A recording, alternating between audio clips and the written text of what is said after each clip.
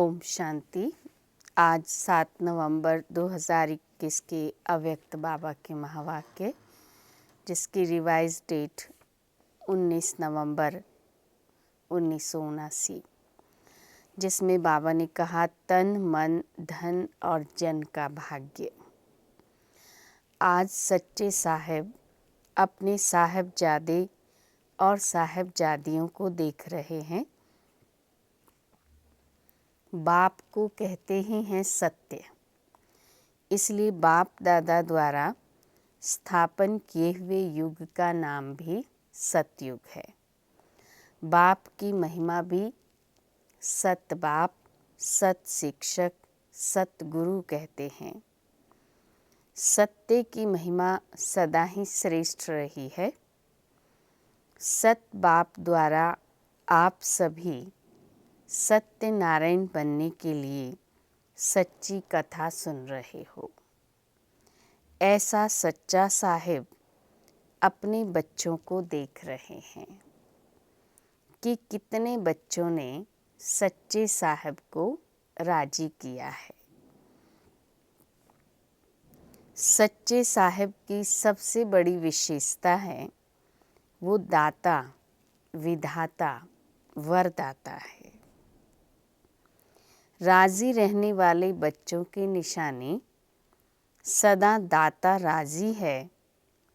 इसलिए ऐसी आत्माएं सदा अपने को ज्ञान के खजाने, शक्तियों के खजाने, गुणों के खजाने, सब खजानों से भरपूर अनुभव करेंगी।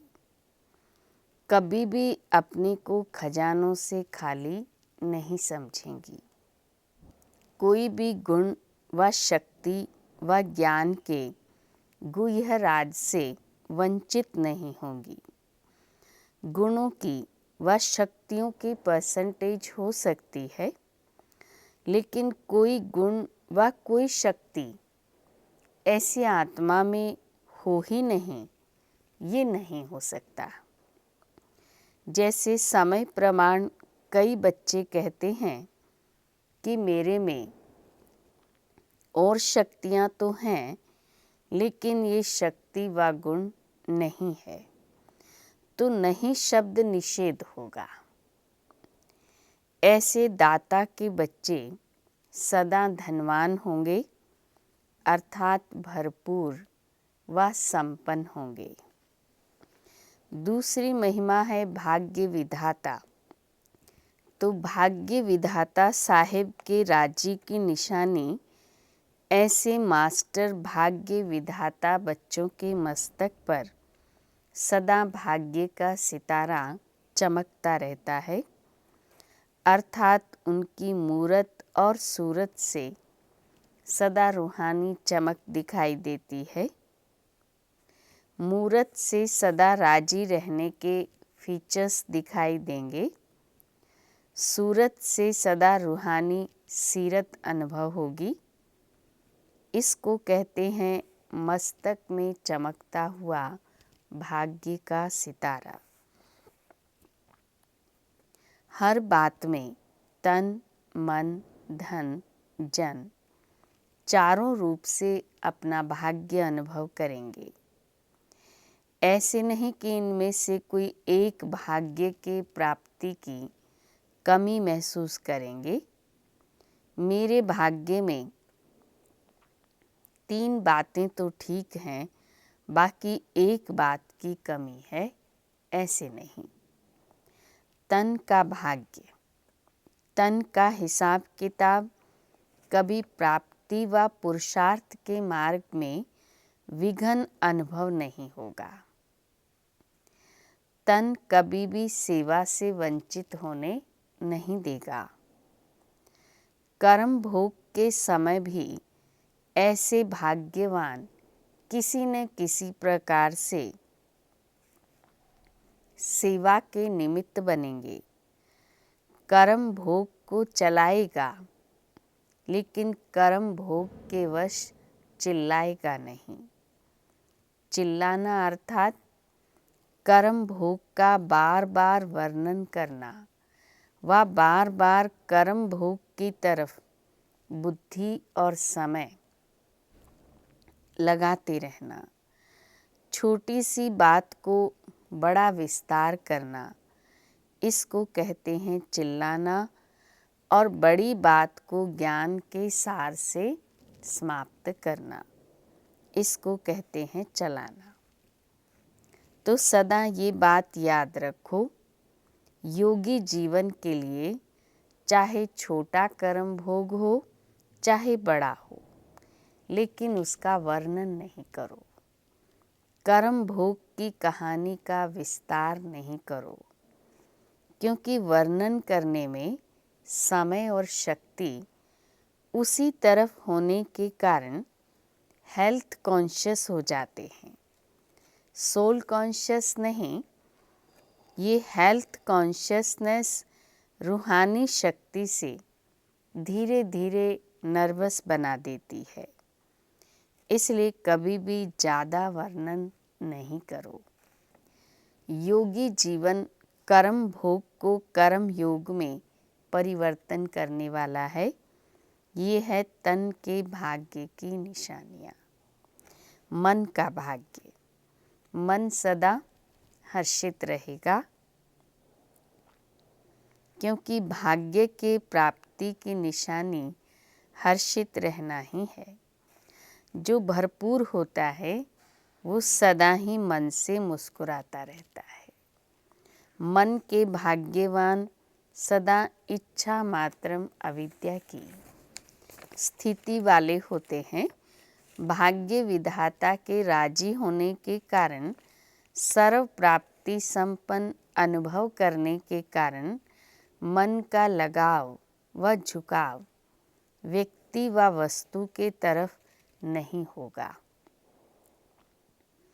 इसको ही सार रूप में कहते हो मन मना भव। मन को बाप के तरफ लगाने में मेहनत नहीं होगी, लेकिन सहज ही मन बाप की मोहब्बत के संसार में रहेगा। एक बाप दूसरा ना कोई, इसी अनुभूति को मन का भाग्य कहते हैं।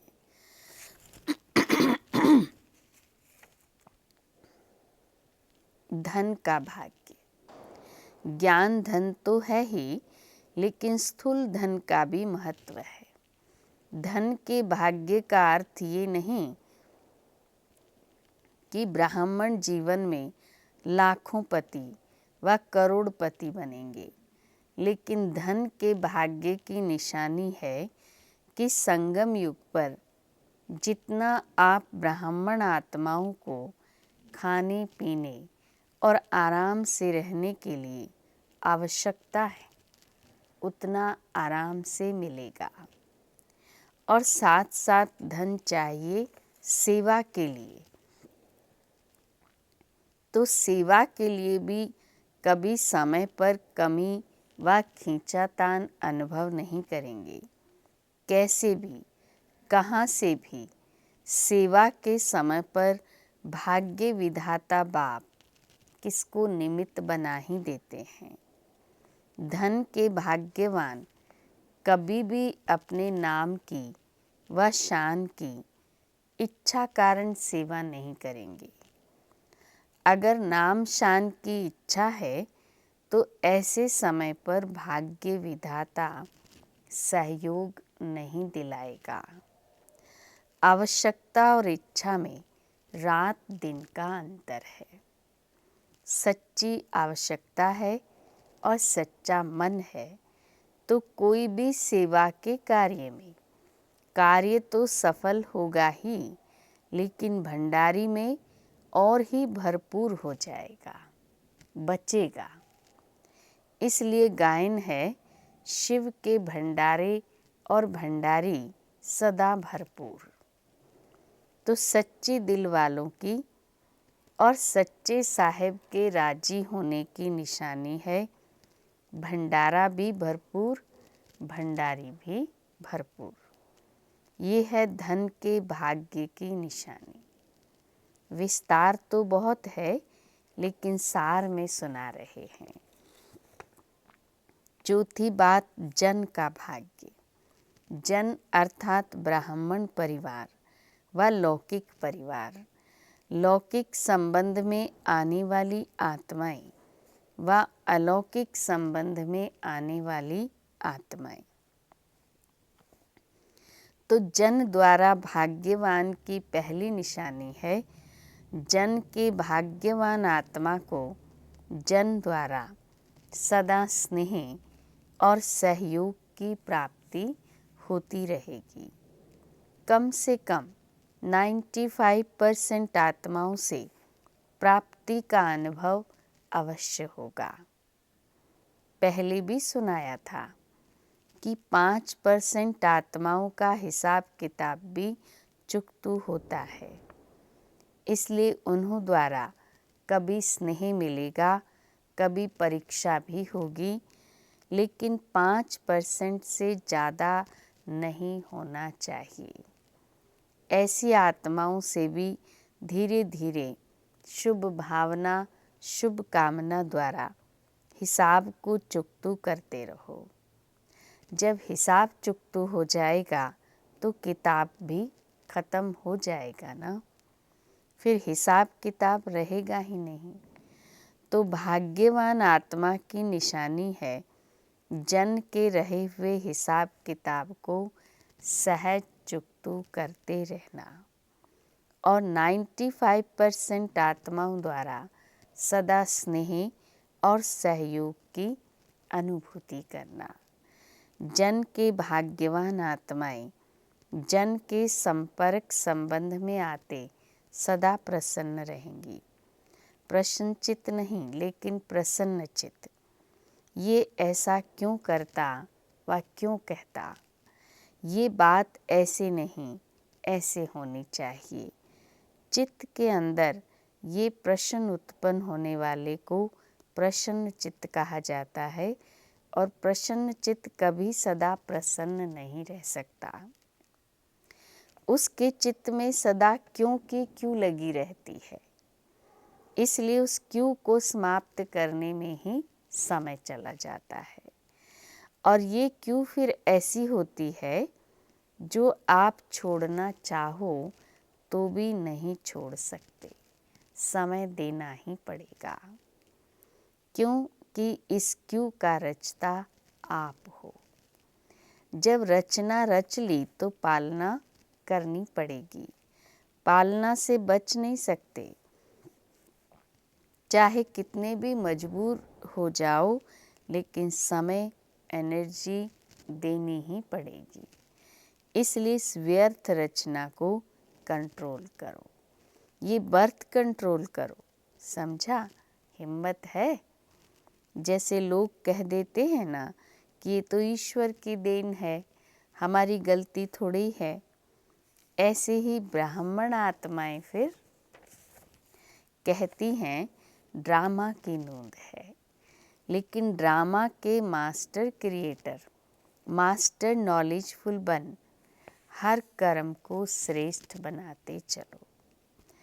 अच्छा, टीचर्स ने सुना सच्चा साहब मेरे ऊपर कितना राजी है, इसका राज तो सुना ना। राज सुनने से सभी टीचर्स राजयुक्त बने व दिल में आता है कि इस भाग्य की मेरे में कमी है। कभी धन की खींचातान में, कभी जन की खींचातान में, ऐसी जीवन का अनुभव तो नहीं करती हो ना। सुनाया था एक ही स्लोगन विशेष निमित्त टीचर्स प्रति, लेकिन है सभी के प्रति। हर बात में बाप की श्रीमत प्रमाण जी हजूर करते रहो। बच्चों का जी हजूर करना और बाप का बच्चों के आगे हाजिर हजूर होना।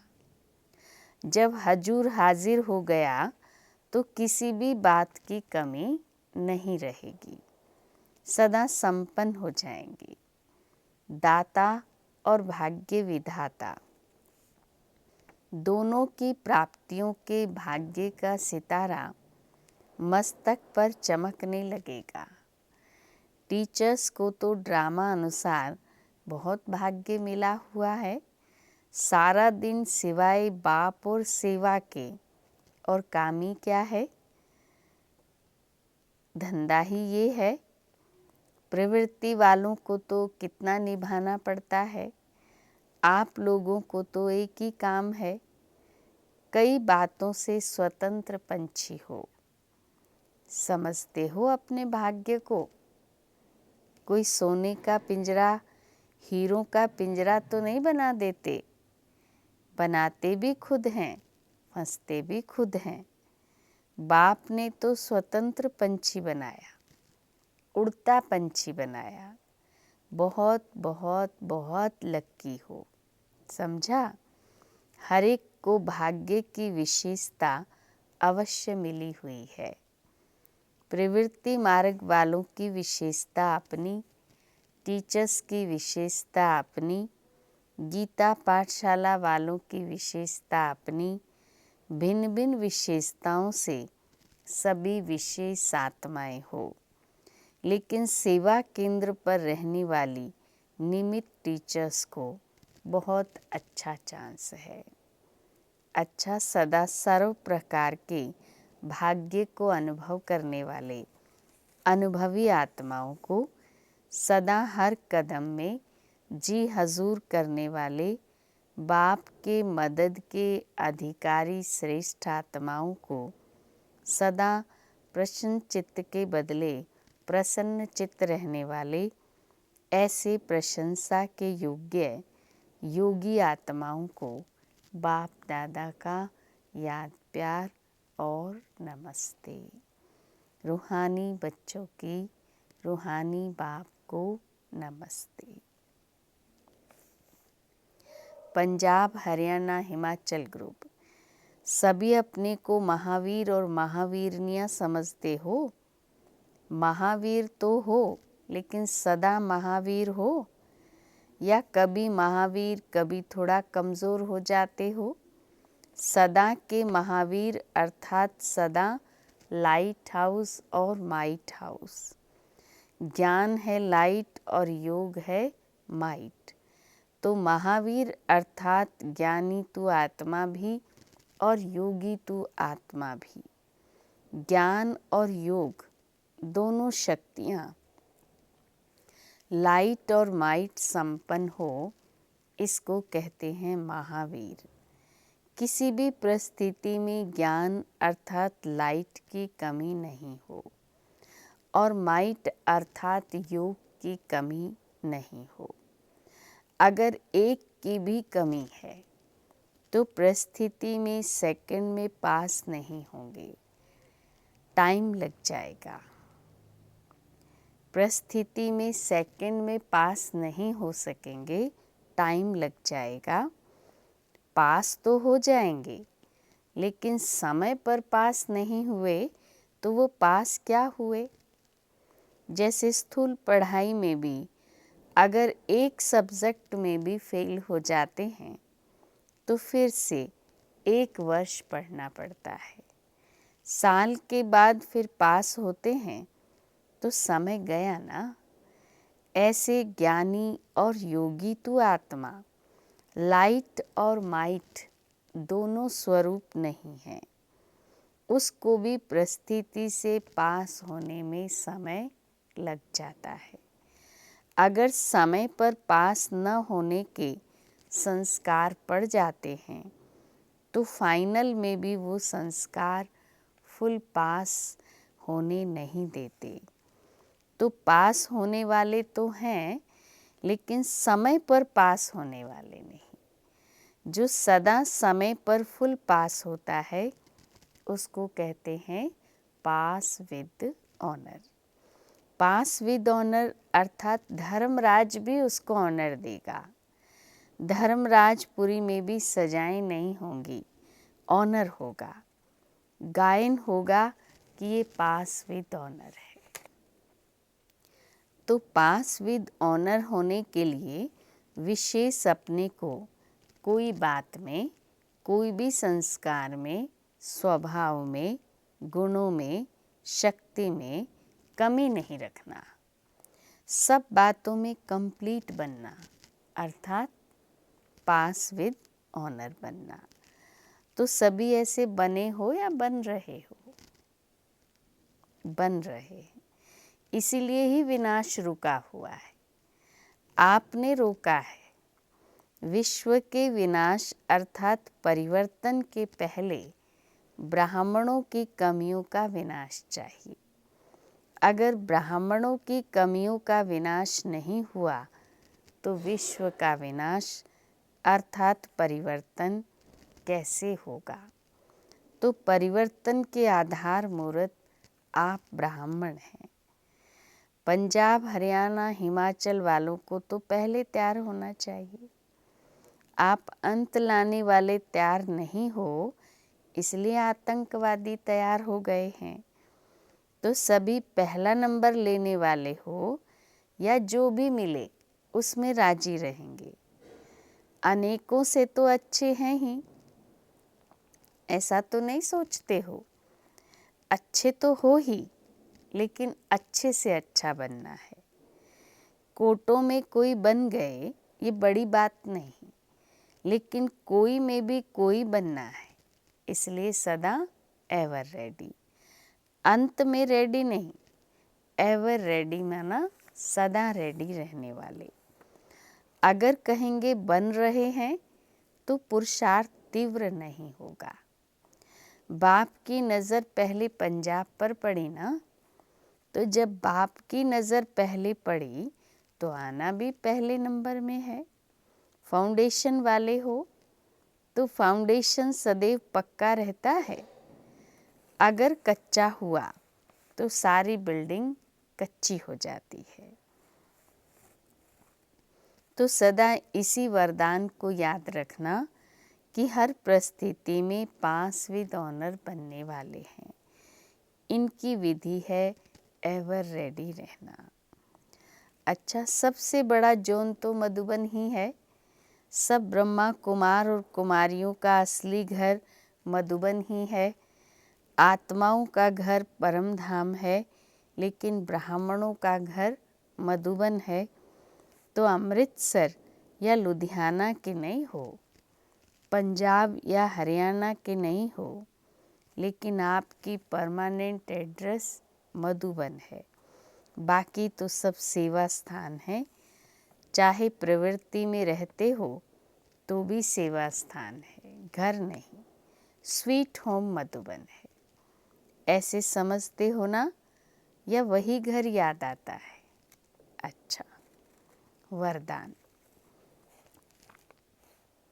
समाने की शक्ति द्वारा एक मत का वातावरण बनाने वाले दृष्टांत रूप भव। जो एक जैसे मन के हैं, एक की ही लगन और एक रस स्थिति में स्थित, एक की मत पर चलने वाले हैं। आपस में संकल्पों में भी एक मत हैं, वही माला में पिरोए जाते हैं। लेकिन एक मत का वातावरण तब बनेगा जब समाने की शक्ति होगी। यदि कोई बात में भिन्नता हो जाती है तो उस भिन्नता को समाओ, तब आपस में एकता से समीप आएंगे और सबके आगे दृष्टांत रूप बनेंगे। स्लोगन। हर संकल्प, वाणी और कर्म में रूहानियत धारण करो, तब सर्विस में रौनक आएगी। ओम शांति।